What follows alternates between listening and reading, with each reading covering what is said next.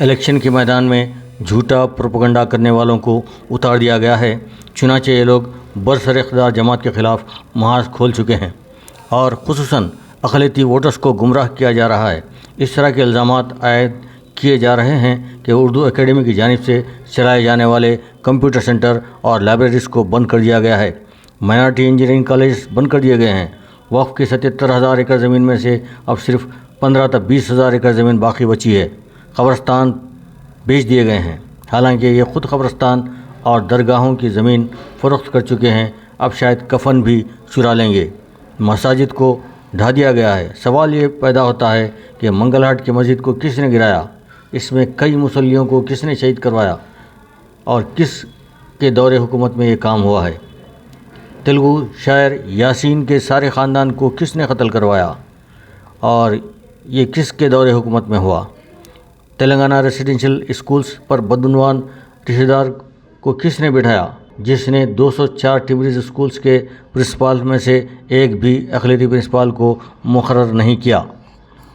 Urdu libraries اور computer centres میں حکومت فنڈز تو جاری کر رہی تھی، لیکن اس کی کارکردگی صفر تھی، کیونکہ اس میں خود اردو اکیڈمی اور تیلگو چینل کے لوگوں نے لائبریریز اور کمپیوٹر سینٹر منظور کروا لیے تھے، جبکہ اس چینل کے نمائندے نے حیدرآباد میں اپنی اہلیہ کے نام پر اور آندھرا میں اپنی والدہ کے نام پر یہ منظوری حاصل کی تھی اور اس کے اسٹاف کی تنخواہیں وصول کر رہا تھا، اور دیگر سینٹرز بھی بوگس طور پر چلائے جا رہے تھے، لیکن اس کی تنخواہیں ضرور وصول کی جا رہی تھی۔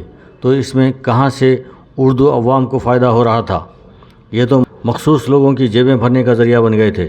اسی طرح مائنارٹی کے نام پر انجینئرنگ کالجز تھے، اس کا حال یہ تھا کہ شکایتیں وصول ہو رہی تھی کہ اس میں امتحانات اسٹوڈنٹس نہیں بلکہ لیکچرز لکھ رہے ہیں اور لیکچرز اور اسٹوڈنٹس پاس ہو رہے ہیں۔ ان کالجز میں کسی قسم کا کوئی انوینشن نہیں ہو رہا تھا اور ڈیولپمنٹ بھی نہیں تھا، چنانچہ بند کر دیا گیا، اور وقف کی 77,000 ایکڑ زمین میں سے صرف 20,000 ایکڑ جو باقی بچی تھی، یہ کارنامہ کانگریس دور حکومت کا ہی ہے۔ اس دور میں نہ صرف درگاہوں وغیرہ کی اوقافی زمینات کو فروخت کیا گیا بلکہ قبرستانوں کو بھی فروخت کر دیا گیا۔ اب صرف مردوں کا کفن بیچنا باقی تھا۔ اگر وہ حکومت باقی رہتی تو شاید یہ بھی کام ہو جاتا۔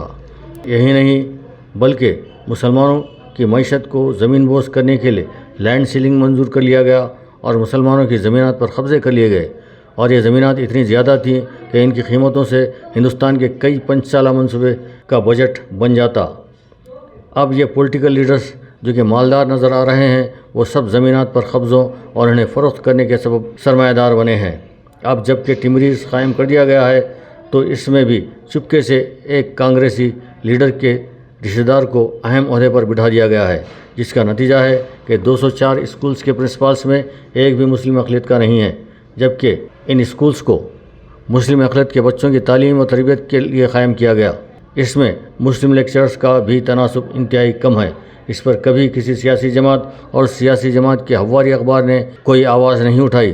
بہرحال عوام جھوٹے پروپیگنڈے سے چوکنا رہیں اور کوئی بھی قدم سوچ سمجھ کر اٹھائیں۔